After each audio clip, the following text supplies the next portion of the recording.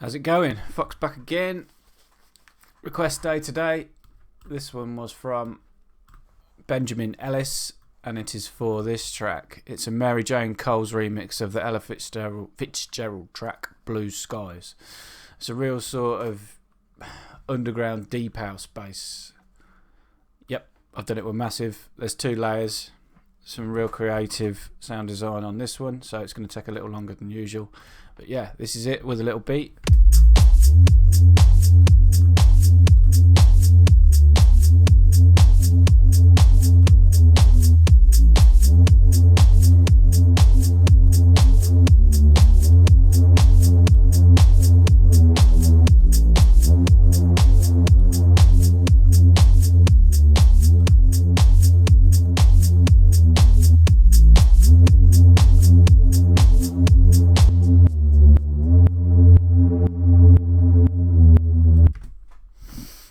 Yeah, so as I say, it's 2 layers. The first one is just a real basic sub. I've split it like I do with many of my basses. I've just moved the main patch, which is the one I'm going to be showing you. I've moved everything out the way from 158 Hz down, and the sub is purely 1 sine wave, an octave down, filtered, so it's only creating the sub, and you can see, there it is.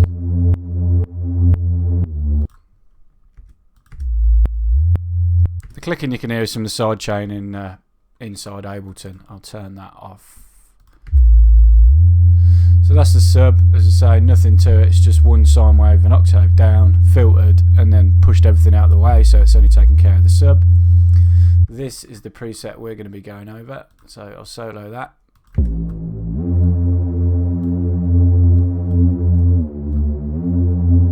A couple of macros so you can make it more squarified and more saw-y.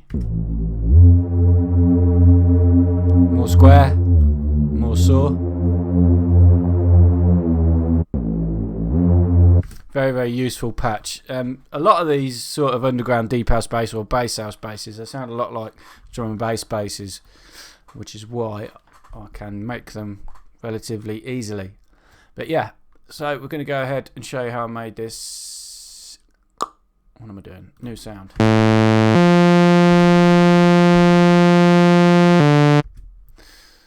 Yeah, the MIDI notes luckily were easy for me to follow. It was quite a basic progression, and they are hovering around F2. So if you want to make this yourself, you need to start around the F2 mark.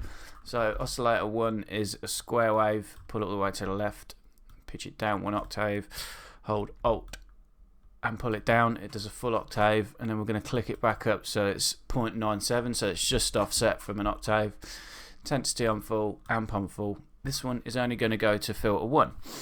We're going to be using 2 filters in parallel mode, so some of the oscillators are going to be going to one, some are going to be going to the other. But for now, oscillator 1 is going to filter 1. It's just a square wave. The voicing section we'll do first because this increases the volume and then I won't have to check over it again. I did 13 voices unison.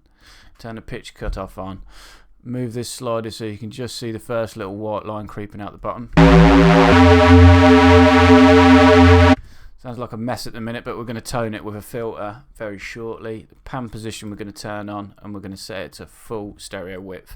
This is why I separated the sub from this patch, because this patch is creating the full width of the sound, and the sub is saying mono, which it should be, right down the centre. So yeah, this one is going to go into filter 1. It's a low pass 2 filter. I'm going to cut off down to about there. No resonance. Make sure the volume's on full. This mix slider, we're going to have it sort of just over a third in between a full stereo mix and mix 1. So that's both of them around about there. Doesn't let much through at the minute. We're going to introduce this macro, as I say. Well, why does it always do that? I can't work out why it does that when you initialize it. Yeah, we don't want to use a vibrato, so we'll use macro 2. We'll name it more square.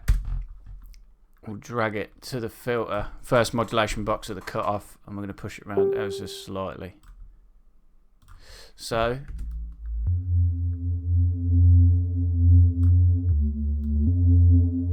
it opens this filter up and lets more square through.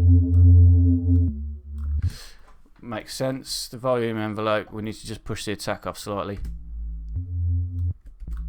and give it some release. So yeah, you're going to need to listen to this through headphones or monitors because it is really, really subby and low patch. Oscillator 2 is the square wave also. I'm going to pitch this down 1 octave again.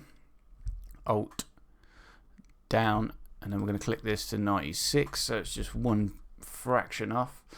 Wavetable position is a square. Amp on full. Send this to filter 1 as well. So it's virtually 2 oscillators exactly the same going into filter 1. Just offset ever so slightly from each other, just to give it a little bit more movement.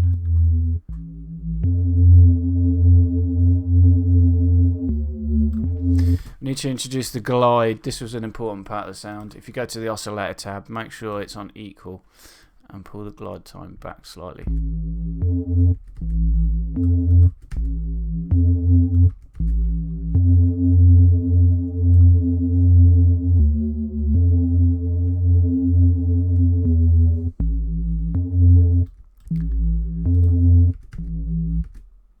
Just need to overlap these sounds ever so slightly, so I'll just drag all the bottoms out.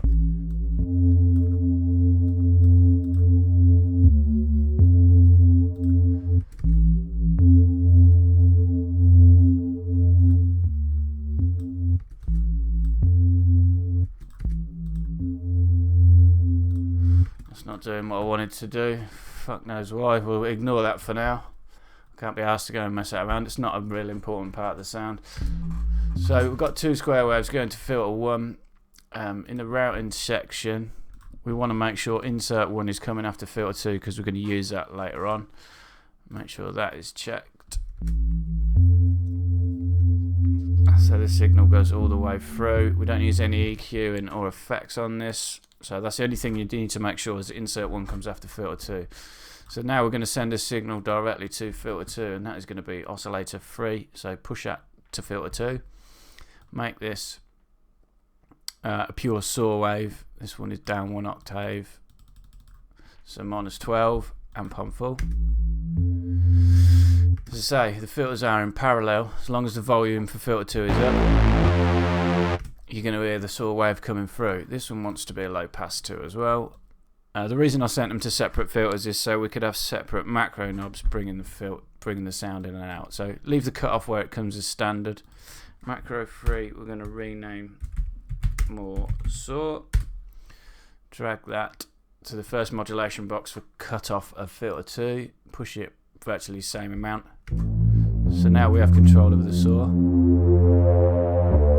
Turn the resonance all the way down.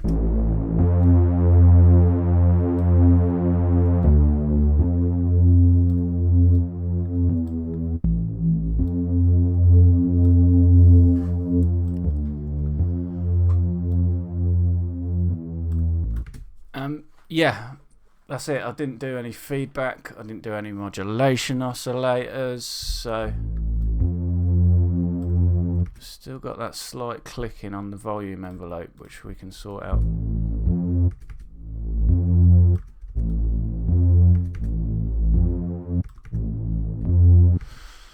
Must be something to do with this. What's this controlling?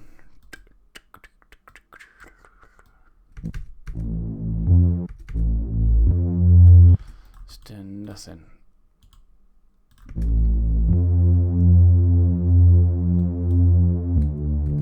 This is vibrato they had set up for us that was creating that click. How weird.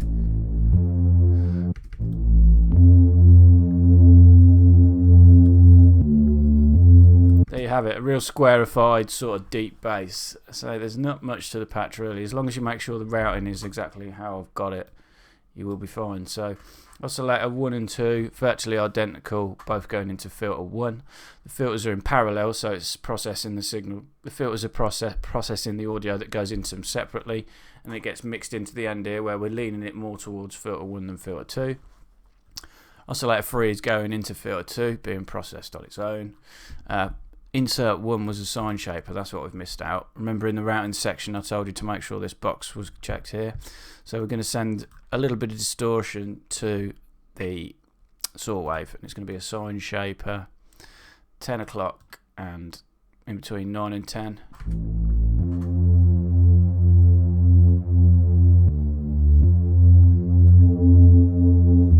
That's it, bring in the sub.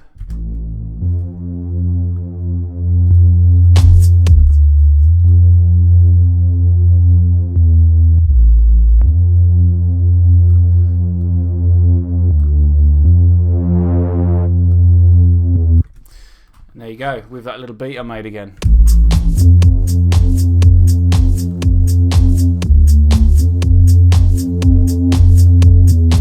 Need to turn the side chaining on now. This is what really made the sound. It is possible to do the side chaining inside massive with the Performer, but you really want to use the transient of the kick to trigger the side chain, so do your side chaining inside your door.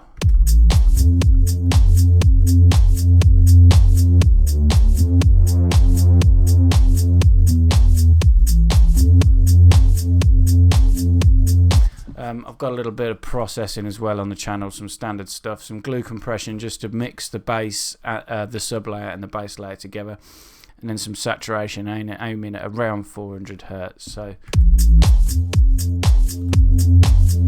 saturator in small amounts, 2 dBs of drive is quite a lot, but it's on soft sine, which is one of the lesser curves. That on a group can really help glue your basses together. It's strange, it does. It just helps mingle the two basses together and make them sound more like one entity. So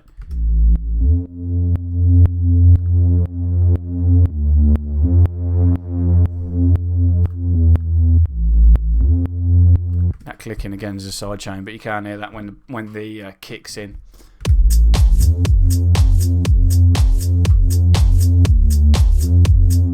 And play with these macros, more square.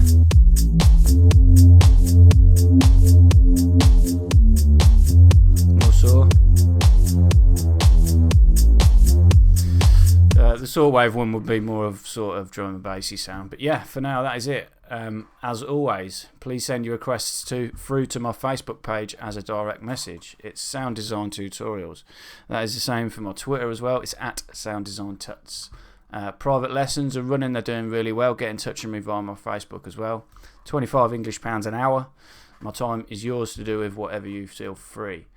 In the link to every single one of my videos there's a donate button. You can donate to help the channel out, and there are also links to my preset packs that I sell through Beatport and ADSR. As always, thanks for watching. Cheers.